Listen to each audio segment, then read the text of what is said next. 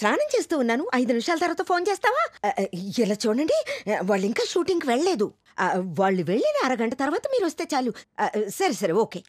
ముద్దు ముద్దు ముద్దు ముద్దు ముద్దు ముద్దు ముద్దులు పడి జరుగుతున్నాయి ఏంటి? ముద్దు కాదమ్మా, ఉప్మా ఎలా చెయ్యాలి అని అడుగుతున్నాను. అయ్యో, ఇంకా ఏమీ చేయలేదా? ఇలా చూడు, ఊరికి నీ డిస్టర్బ్ చేయకో. నేను ఇటాలియన్ ఎగ్ కుల్ఫీ ఎలా తయారు చేయాలో చదువుకుంటున్నాను. అది మీ అందరికి పెట్టి మీ మీద ఎలా పనిచేసిందో చూసిన తర్వాతే నేను తిందామని అనుకుంటున్నాను. నాకు భయంకరంగా ఆకలేస్తుంది. త్వరగా ఆమ్లెట్ అయినా వేసి. త్వరగా ఉంచుకుంటేనే నా లైన్లోకి వస్తావు.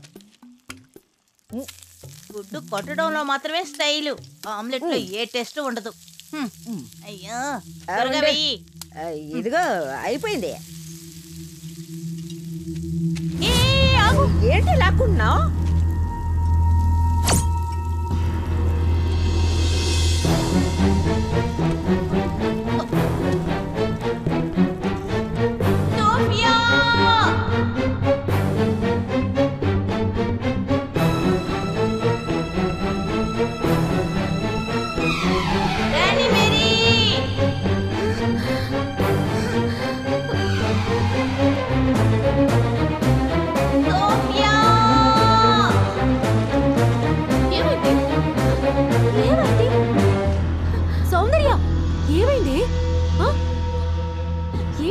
చూడండి చూడండి,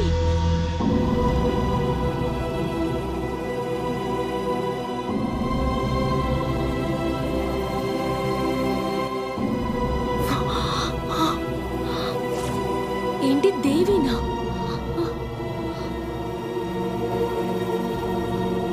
ఓ మై గాడ్, మనతో పాటు ఉన్న రెహానా. ఏంటి ఇది? ఫ్రేమ్ లో రెహానా కనిపించడం లేదు, ఏదో స్మోక్ లా కనిపిస్తోంది. నిన్న కూడా మనం దాన్ని చూసాం కదా. ఏమైంది? అదే అన్నిటికీ కాదు. ఏంటిది? ఎవరితోనో ఫోన్ చేయకుండా మాట్లాడుకుంటున్నా. ఓ మై గాడ్, ఏమైందో అర్థం కావట్లేదు. చైర్ మాత్రమే కనిపిస్తోంది. అవుని, అక్కడ చూడండి, నేను మాత్రమే ఉన్నాను. What a shock. నిన్న మనం చూసిన రషెస్ లో రెహానా ఉంది, కానీ ఇప్పుడు వాయిస్ మాత్రమే వినబడుతుంది. ఎలా తన ఇమేజ్ మాత్రం ఎరేజ్ అయిపోయింది? రెహానానే దేవి అయి ఉంటుందా? ఒకవేళ అది మన హాలుసినేషన్ అయి ఉంటుందా? అయ్యో, అదేం లేదు.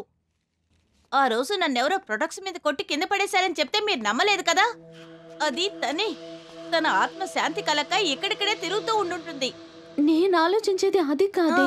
చనిపోయింది దేవియే కావచ్చు, కానీ తనెందుకు మనల్ని వెతుక్కుంటూ వచ్చింది? డెఫినెట్ గా తనకంటూ ఒక లక్ష్యం ఉండుంటుంది.